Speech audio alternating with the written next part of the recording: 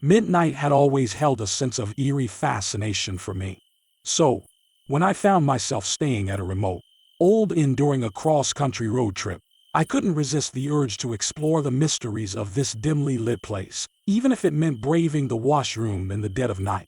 The inn was a creaky, time-worn building with an unsettling charm. The rooms were decorated with ancient portraits, their eyes following you as you walked past. The atmosphere was heavy with history, and I couldn't help but wonder about the countless guests who had passed through these halls. One night, unable to sleep due to my insatiable curiosity, I decided to take a midnight stroll through the inn.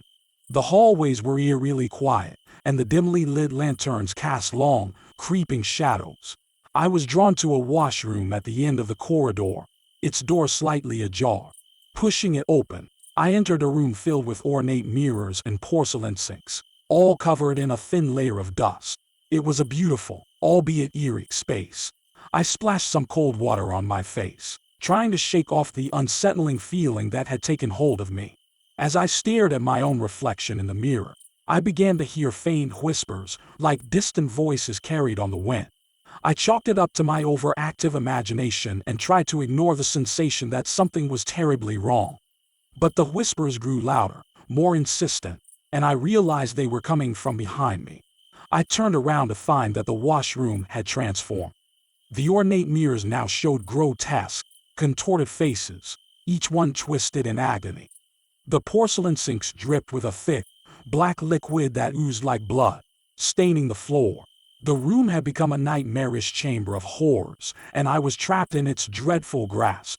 In a panic, I rushed to the door, but it wouldn't budge. It was as if the inn itself was holding me prisoner. The whispers grew more intense, like a cacophony of tormented souls, and I felt a presence closing in around me. Desperate and terrified, I began to hear a ghostly, mournful wailing that echoed in the small space. The temperature dropped dramatically, and my breath clouded the air. The once beautiful washroom had become a haunting abyss, and I was convinced that I was no longer alone.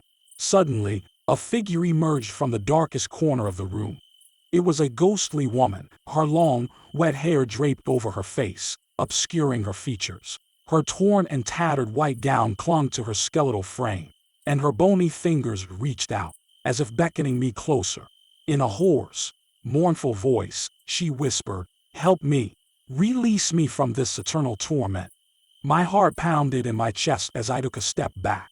I couldn't comprehend what was happening, but I knew I had to escape.